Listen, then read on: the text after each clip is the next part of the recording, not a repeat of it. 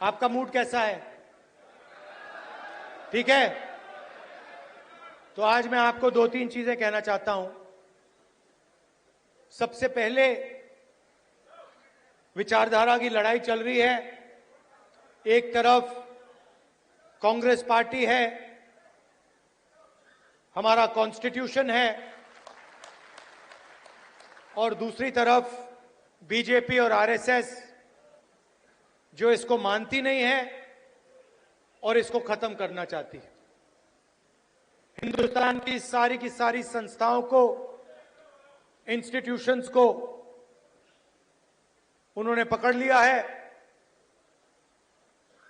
हर संस्था में उन्होंने अपने लोग डाले हैं और देश को आस्ते आस्ते आस्ते देश का वो गला घोट रहे हैं।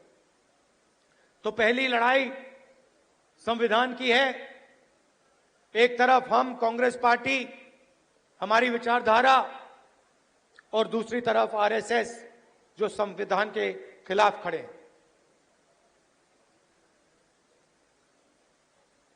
दूसरी लड़ाई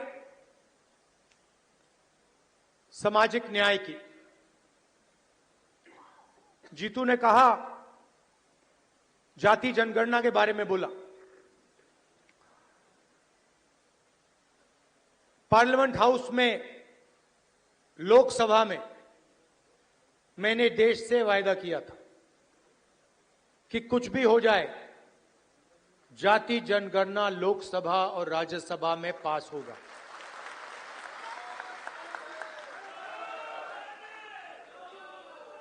ये बीजेपी आरएसएस वालों को अब मैं अच्छी तरह जानता हूं। इन पर थोड़ा सा दबाव डालो, थोड़ा सा धक्का मारो, डर के भाग जाते हैं ये लोग।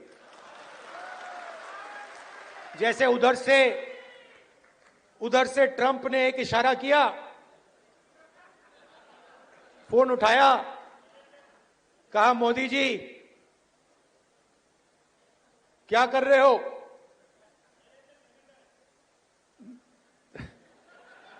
नरेंद्र सरेंडर,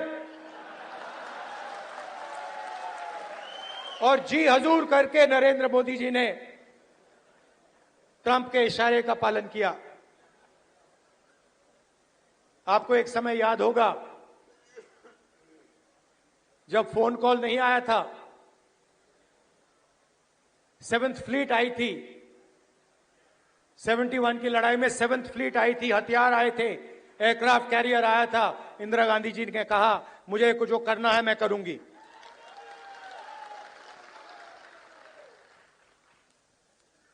ये फर्क है,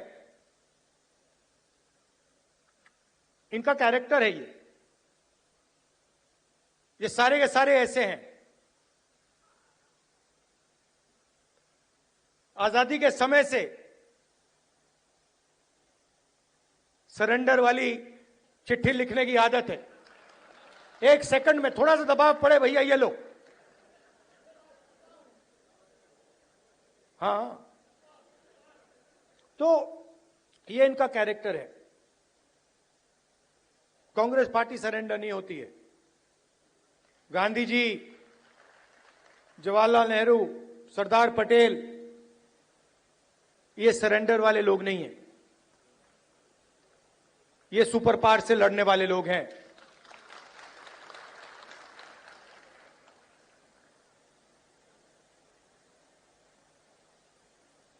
तो जाति जनगणना की बात मैंने कहा, देखिए आपको जो करना है करो।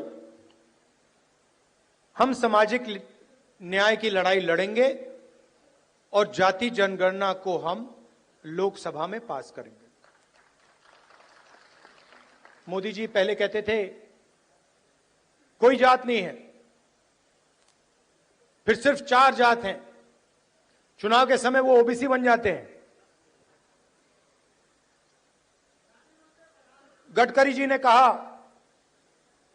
मोहन भगवत ने बयान दिए,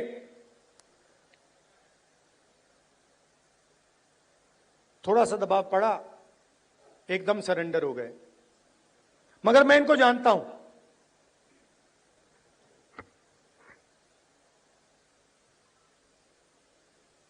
जैसे इन्होंने महिला आरक्षण का काम किया था, वो 10 साल बाद वाला, यहां भी वही कोशिश है इनकी। ये करना नहीं चाहते हैं, ये दबाव में आकर बोल गए हैं, मगर ये करना नहीं चाहते हैं, क्योंकि ये इस देश में न्याय नहीं चाहते हैं। ये अंबानी अदानी वाला देश चाहते हैं, अरबपतियों वाला देश चाहते हैं, सामाजिक न्याय वाला देश नहीं चाहते हैं। मैं आपको तेलंगाना की बात करना चाहता हूं। 2 मॉडल हैं जाति जनगणना के, एक तेलंगाना का मॉडल और दूसरा बीजेपी का बिहार का मॉडल, और जो उनकी सोच का मॉडल है। तेलंगाना में जाति जनगणना कैसे हुआ मैं आपको बताना चाहता हूं। बिहार में बंद कमरे में सवाल चुने गए, ब्यूरोक्रेट्स ने सवाल चुने, बिना किसी से पूछे, बिना जनता से बातचीत किए, बिना दलितों से पूछे, बिना पिछड़ों से पूछे, बिना अति पिछड़ों से पूछे, बिना जनरल कास्ट से पूछे, बिना माइनॉरिटी से पूछे, बंद कमरे में 3-4 सवाल लिखे, जाति जनगणना कर दिया। तेलंगाना में हमने लाखों लोगों से सवाल पूछा, दलितों के संगठनों से, आदिवासी के संगठनों से, उनके नेताओं से, और हमने उनसे पूछा कि देखिए हम जाति जनगणना करने जा रहे हैं, सर्वे करने जा रहे हैं, आप इस सर्वे में कौन से सवाल चाहते हो। 3.5 लाख लोगों ने हमारी प्रोसेस में एक साथ मिलकर सवाल निकाले, और उसके बाद बिहार में सेल्फ रिपोर्टिंग था। अगर आप बोलना चाहते हो तो बोलो, नहीं बोलना चाहते हो तो नहीं बोलो। तेलंगाना में हर व्यक्ति, हर परिवार के घर में सरकार के ऑफिसर्स गए और उन्होंने उनसे सवाल पूछे। नतीजा मैं आपको बताना चाहता हूं। जाति जनगणना में क्या पता लगा।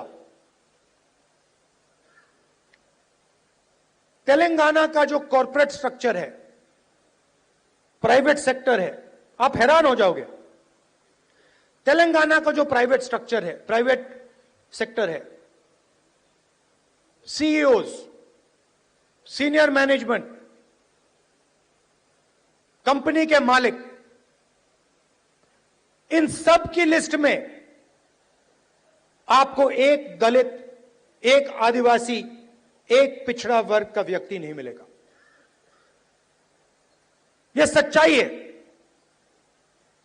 तेलंगाना में जो भी कॉन्ट्रैक्ट सरकार देती है, सारे के सारे कॉन्ट्रैक्ट्स